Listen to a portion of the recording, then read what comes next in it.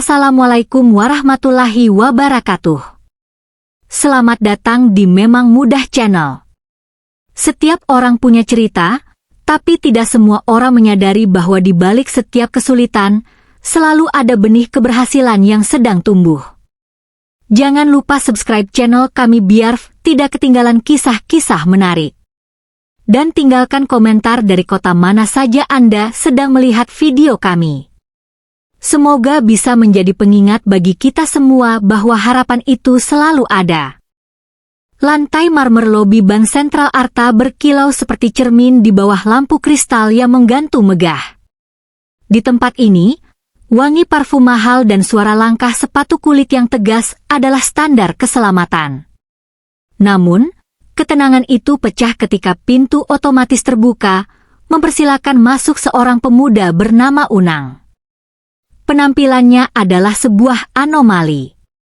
Kaos oblongnya yang dulunya putih kini berwarna abu-abu kusam terkena noda keringat dan debu jalanan. Celana kainnya robek di bagian ujung, dan yang paling mencolok adalah sepasang sandal jepit tipis yang membawa jejak lumpur kering ke atas lantai putih bersih itu. Unang tidak mempedulikan tatapan tajam dari para nasabah yang menghentikan pembicaraan mereka. Dengan langkah tenang, ia berjalan menuju barisan kursi tunggu. Di tangannya, ia menggenggam sebuah amplop coklat yang tampak sedikit lecek. Baginya, pakaian ini adalah pakaian kerja, hasil dari membantu seorang kakek di pinggiran kota memperbaiki rumahnya yang hampir roboh. Ia tidak merasa ada yang salah dengan penampilannya, sampai ia merasakan aura dingin mendekat. Berhenti di situ, sebuah suara tajam memotong udara. Lisa Amelia, CEO bank tersebut, berdiri dengan tangan bersedekap. Ia tampak sangat kontras dengan Unang. Lisa mengenakan gaun formal yang pas di badan, menunjukkan otoritas dan kecantikan yang mengintimidasi. Matanya menatap Unang dari ujung kepala hingga ujung kaki dengan ekspresi jijik yang tidak ditutup-tutupi. Siapa yang membiarkan orang ini masuk? Lihat lantainya, kotor semua, bentak Lisa kepada petugas kebersihan yang gemetar di sudut ruangan. Lisa kemudian beralih kembali ke Unang. Kamu, keluar sekarang. Ini bank tempat transaksi miliaran rupiah, bukan tempat penampungan tunawisma. Jika kamu butuh uang receh untuk makan, minta di luar, jangan di sini. Unang menatap Lisa dengan tenang, sebuah ketenangan yang justru membuat Lisa semakin geram. Saya kesini bukan untuk meminta-minta, Mbak. Saya ingin mencairkan cek, jawab Unang pelan namun jelas. Tawa kecil pecah dari kerumunan nasabah di belakang Lisa. Seorang pria berpakaian jas rapi menimpali, cek. Paling itu cek mainan atau potongan brosur. Mana mungkin orang seperti dia punya rekening di sini? Lisa tersenyum sinis. Cairkan cek katanya? Kamu tahu tidak, minimal transaksi di lobi utama ini berapa? Pergilah sebelum aku memanggil satpam untuk menyeretmu keluar. Bukannya pergi, Unang justru melangkah maju dan meletakkan amplop coklatnya di atas meja resepsionis. Saya hanya menjalankan prosedur. Cek ini sah, dan saya ingin mencairkannya sekarang, tegas Unang.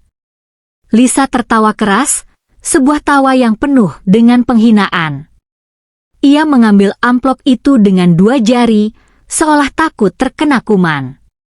Saat ia menarik keluar selembar kertas berharga di dalamnya, matanya melebar sejenak melihat angka yang tertera, 10 miliar rupiah. 10 miliar rupiah. Namun, keterkejutan itu dengan cepat berubah menjadi amarah yang meledak. 10 miliar? Kamu benar-benar gila atau penipu yang sangat bodoh, teriak Lisa. Ia mengangkat cek itu tinggi-tinggi agar semua orang bisa melihat. Lihat semuanya. Orang ini membawa cek 10 miliar dengan pakaian seperti ini. Dari mana kamu mencurinya? Di tempat sampah mana kamu menemukan kertas ini? Para nasabah mulai ikut menghujat. Pasti itu hasil curian, kata seorang ibu-ibu sosialita yang sedang memegang tas bermerek. Atau mungkin dia baru saja merampok rumah orang tua yang malang. Panggil polisi saja, Lisa. Lisa mengangguk setuju. Ia menekan tombol darurat di mejanya. Dalam hitungan detik, 2 orang satpam berbadan besar datang menghampiri dan langsung memegang lengan Unang dengan kasar. Lepaskan saya tidak melakukan kesalahan apapun, ujar Unang, suaranya mulai meninggi karena perlakuan kasar tersebut. Jangan banyak bicara. Kamu sudah mencoba melakukan penipuan perbankan tingkat tinggi, ancam Lisa. Ia mendekatkan wajahnya ke Unang, aroma parfum mahalnya beradu dengan bau debu dari pakaian Unang. Orang-orang seperti kamu adalah sampah masyarakat yang mencoba mencari jalan pintas. Aku akan memastikan kamu membusuk di penjara hari ini juga. Lisa mengambil ponselnya, bersiap menelpon pihak kepolisian. Ia merasa sedang melakukan tindakan heroik dengan menangkap seorang kriminal. Di matanya, Unang hanyalah kotoran yang mencoreng reputasi bank mewahnya. Gelak tawa para nasabah kelas atas masih terdengar di sudut-sudut ruangan, sementara 2 satpam sudah berdiri tegak di samping Unang, siap mencengkeram lengan pemuda itu jika ada perintah satu kata saja dari Lisa. Lisa sendiri masih berdiri dengan angkuh, memegang ponsel pintarnya dengan jemari lentik, siap menekan nomor pihak kepolisian untuk melaporkan apa yang ia sebut sebagai percobaan penipuan terbesar tahun ini. Namun, di balik barisan kaca anti peluru, seorang teller senior bernama Maya merasakan sesuatu yang berbeda. Maya bukanlah pegawai baru, ia telah mengabdi di bank ini sejak gedung ini masih berupa kantor cabang kecil. Matanya yang tajam telah melihat ribuan lembar cek, mulai dari nilai jutaan hingga angka-angka yang sanggup membeli 1 blok perumahan mewah. Ketika Lisa melempar cek itu ke atas meja konter dengan penuh penghinaan, Maya melihat sebuah detail kecil yang luput dari pandangan semua orang yang sedang emosi. Tunggu, Bu Lisa. Mohon jangan telepon polisi dulu, teriak Maya.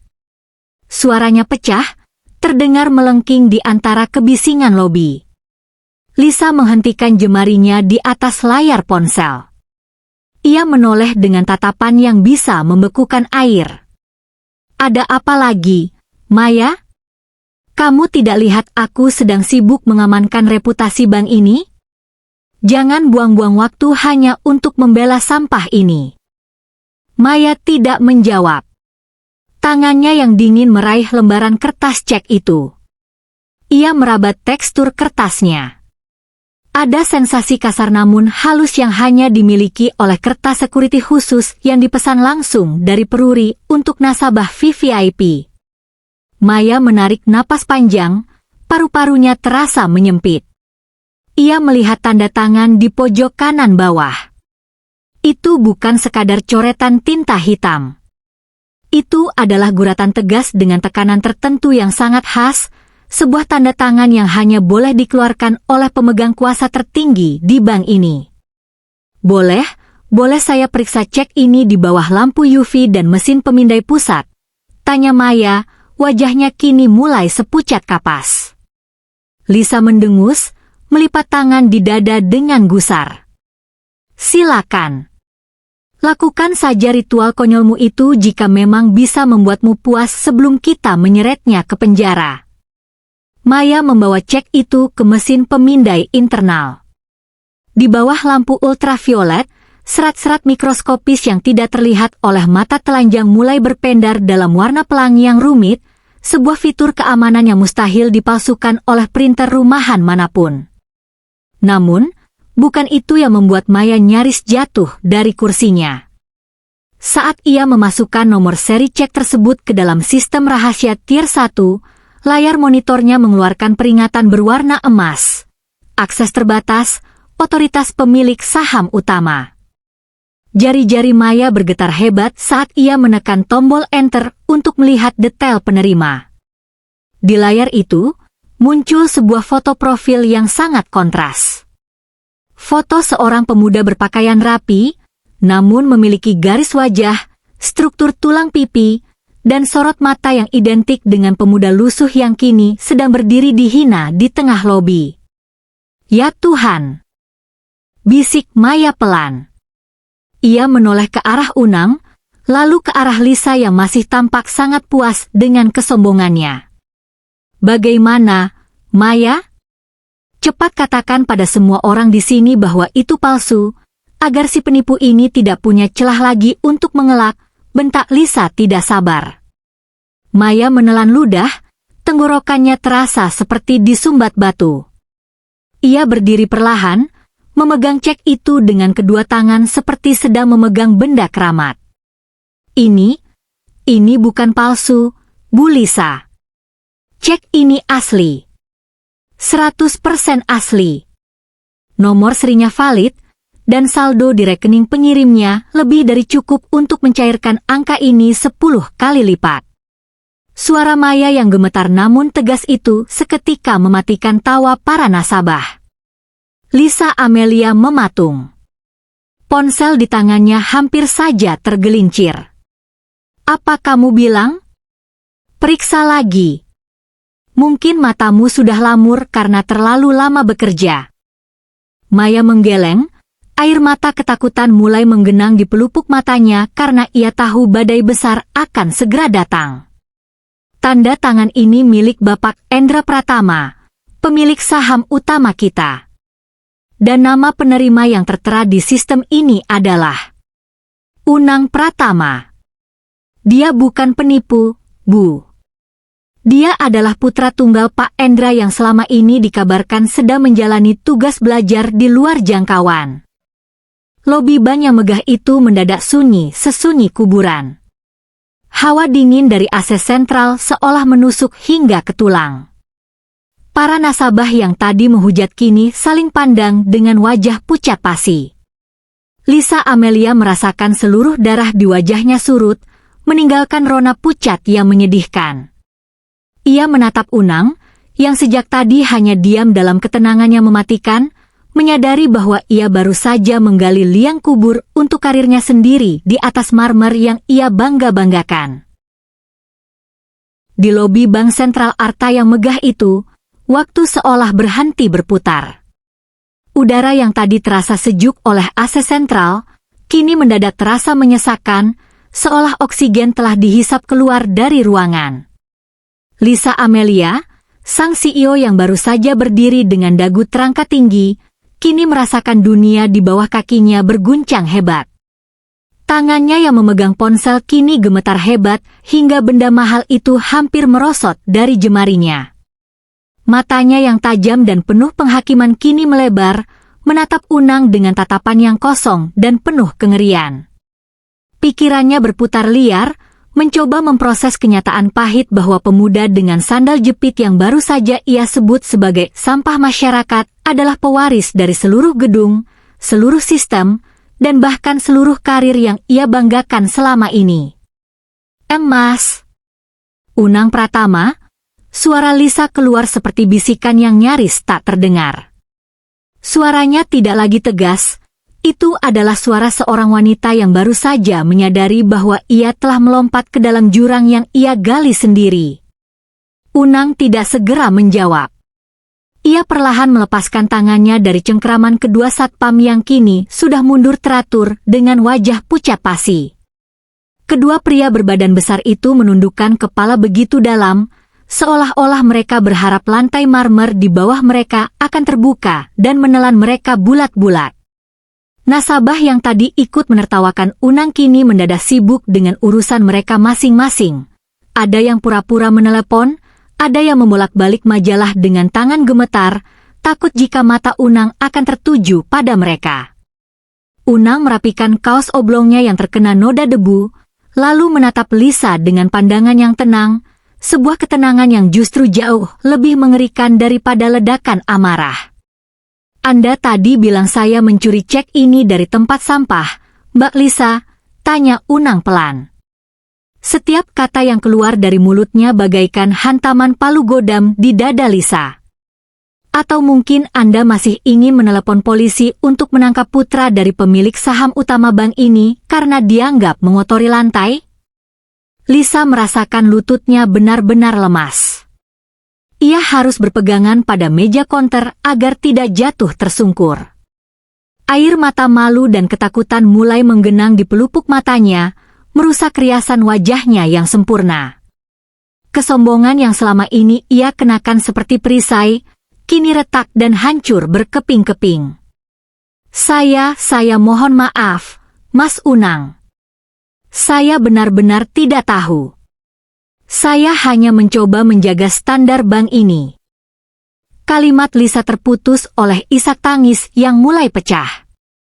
Ia yang biasanya dipuja dan ditakuti oleh bawahannya, kini tampak begitu kecil dan hina di depan semua orang. Standar. Unang mengulangi kata itu dengan nada getir. Apakah standar bank ini adalah menghormati jas dan dasi, tapi menginjak-injak manusia yang memakai sandal jepit? Ayah saya membangun bank ini bukan untuk menciptakan kasta, tapi untuk melayani manusia. Jika Anda hanya melihat nilai seseorang dari pakaiannya, maka Anda telah gagal memahami dasar paling fundamental dari pekerjaan Anda. Maya, sang teller, hanya bisa menunduk di balik kacanya, sementara staf bank lainnya berdiri mematung di posisi mereka masing-masing. Mereka menyaksikan sang CEO yang biasanya angkuh itu kini tertunduk lesu, bahunya terguncang oleh tangis penyesalan. Reputasi Lisa yang ia bangun bertahun-tahun dengan ketegasan yang dingin, runtuh dalam hitungan menit hanya karena selembar cek dan sepasang sandal jepit.